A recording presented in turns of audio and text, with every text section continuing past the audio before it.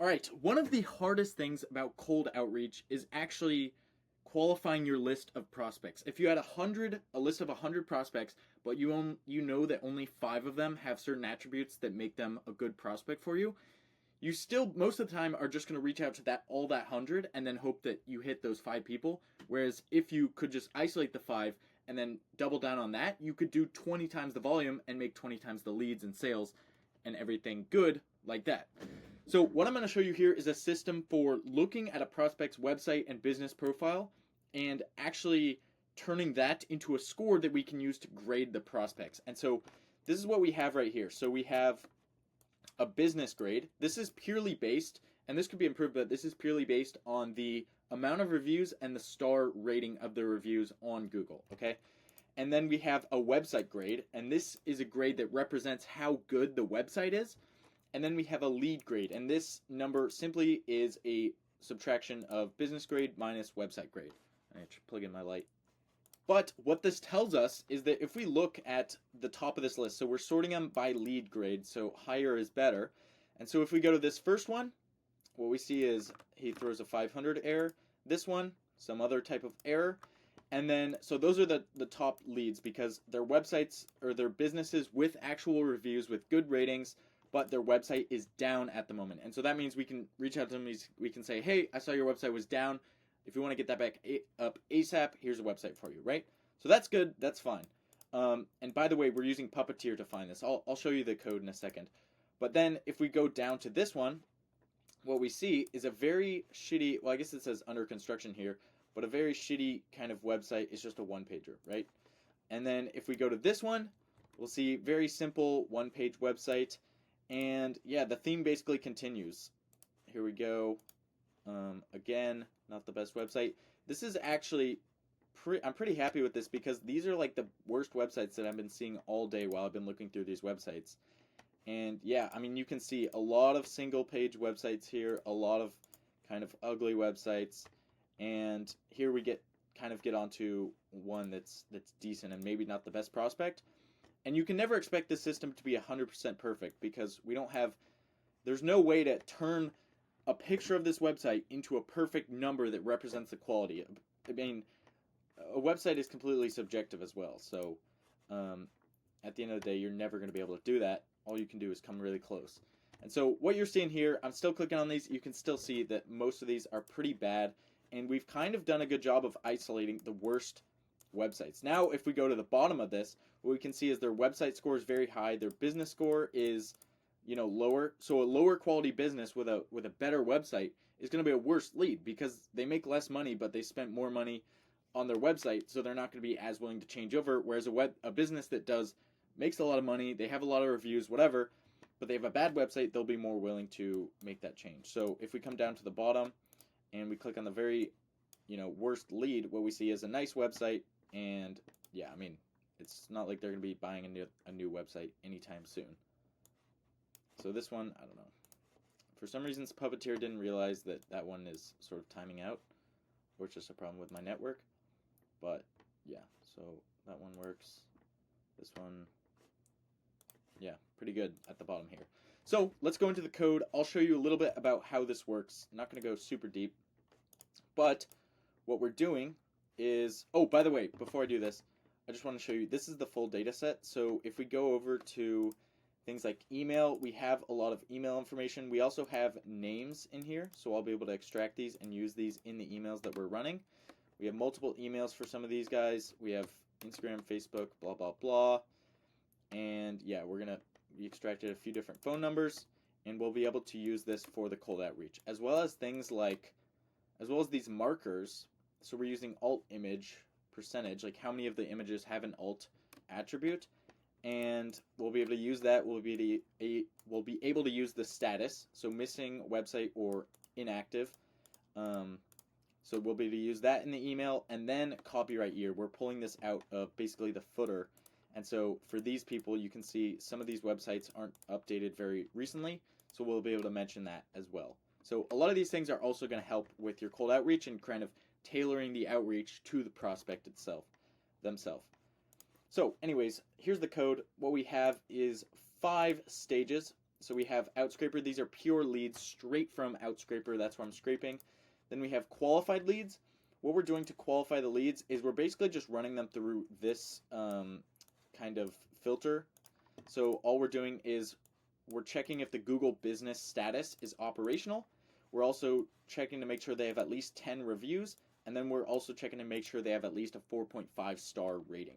So then we're also picking out just the prospects with a valid email that is receiving. We're validating those emails ahead of time. And then also getting rid of prospects without a phone number. Then we create a new CSV file right here in Qualified. And then what we do is we enrich this data. So to enrich this data, we're running it through a few different processes, or actually a couple. The first one is this validate website. What it does is if they don't have a website, or if it's an Instagram or Facebook or Yelp page, whatever, we're just going to say it's missing. And then all we do in this is we're trying to establish a connection. So what this does is it gives us this column, website status.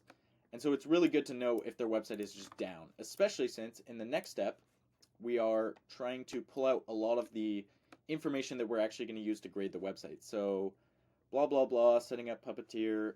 And then this is a script that Claude wrote for me, but essentially we're pulling out what percentage of the images have no alt tag. We're pulling out all of the content, everything that's not HTML. We're pulling out all the text and the HTML. And a lot of different markers. We're using regex to extract the copyright year because we don't want to use AI because that would cost. I mean, this is free. Like, I'm running it on my own computer. It's completely free.